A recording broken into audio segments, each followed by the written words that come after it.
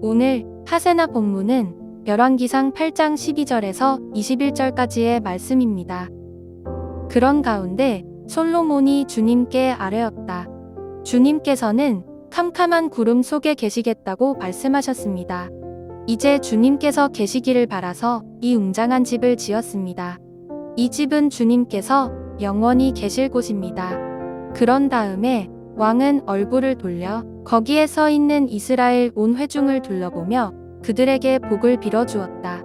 그는 말하였다.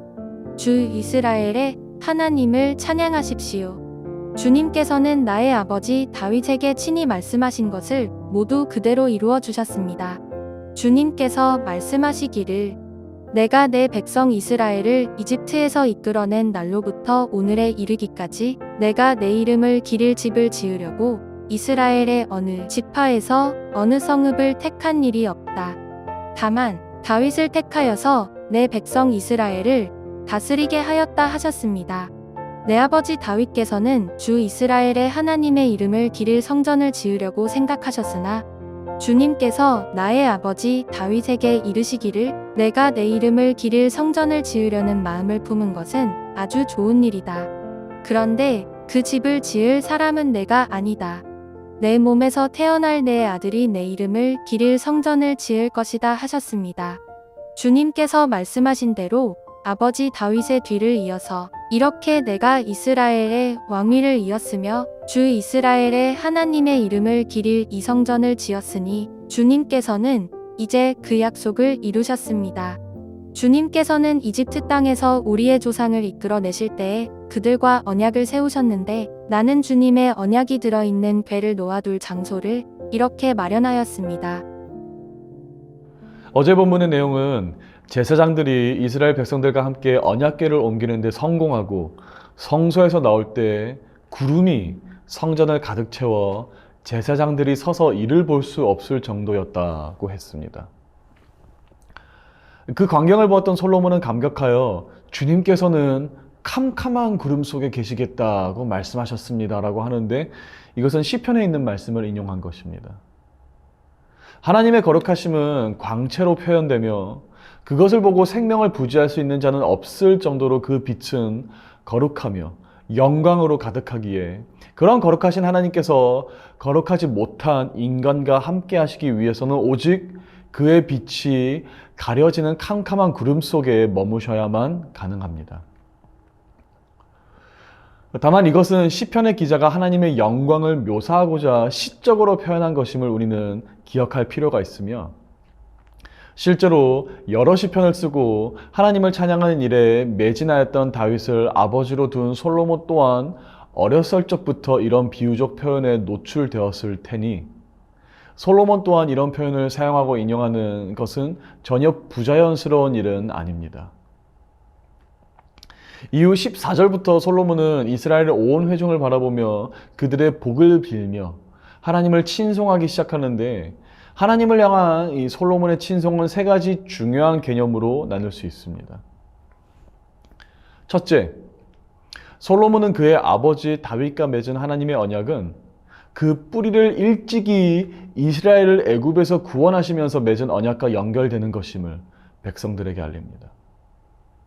이것은 다윗과 맺은 하나님의 언약의 전통성을 강조하는 일이기도 하지만 더 나아가 아주 오래전부터 이스라엘을 선택하시고 그들을 구원하시고 이후로도 구원하겠다는 언약을 맺어주신 하나님의 놀라운 은혜를 솔로몬은 찬양하는 것입니다.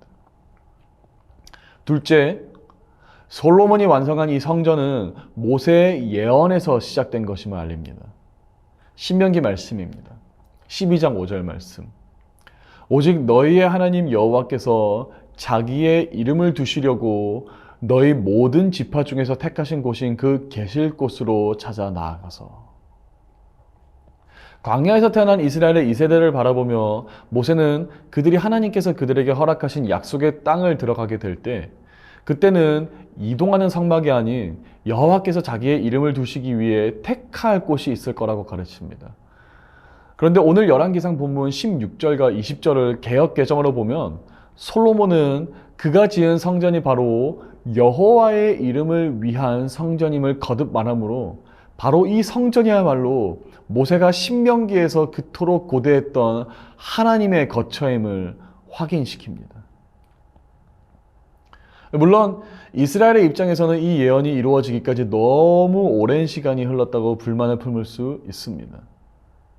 그러나 모세의 예언이 성취되는데 이토록 오래 걸린 이유는 바로 다윗의 가문을 사용하고자 한 하나님의 계획이 있었기 때문이라는 사실을 솔로몬은 과감히 선포하며 사람의 눈으로는 아무리 느릴지라도 하나님은 반드시 그가 맺은 언약에 신실하시며 그는 반드시 그가 맺은 언약을 이루시는 분임을 찬양합니다. 마지막으로 셋째, 솔로몬은 이스라엘을 다스리기 위해 자신의 아버지 다윗을 예비하시고 아무리 더디다 느껴질지라도 반드시 그의 언약을 이루셔 성전을 거처 삼으시는 하나님을 송축합니다. 즉 반드시 그의 언약을 이루시고 완성하시는 하나님을 찬양하는 것입니다. 솔로몬은 이렇게 세 관점으로 하나님을 찬양합니다. 언약을 맺어주신 하나님을 찬양, 언약에 신실하신 하나님을 찬양, 그리고 반드시 언약을 이루시는 하나님을 찬양. 사랑하는 높은 뜻 푸른 교회 성도 여러분, 오늘 우리가 말씀을 묵상할 때 다른 어떤 이유를 대기 전에 먼저 그 언약을 이루시고 이렇게 비천한 우리들과 그 언약을 맺으시는 하나님을 찬양하면 어떻겠습니까? 오늘날 신약의 시대를 살아가는 우리들에게 주어진 언약은 바로 다시 오실 우리의 왕 예수 그리스도와 그가 반드시 이 땅 가운데 회복할 하나님의 나라에 관한 언약이 아니겠습니까? 그러므로 오늘 하루 기도하고 말씀을 묵상하며 찬양할 때 우리의 왕이신 그리스도 예수를 바라보며 그가 반드시 이룰 하나님 아버지의 뜻, 그 하나님의 나라의 회복을 소망하는 하루가 되시기를 주님의 이름으로 축복합니다. 오늘의 하시조는 부부가 서로를 축복하고 선물을 하는 것입니다. 오늘의 하시조 함께 하시죠.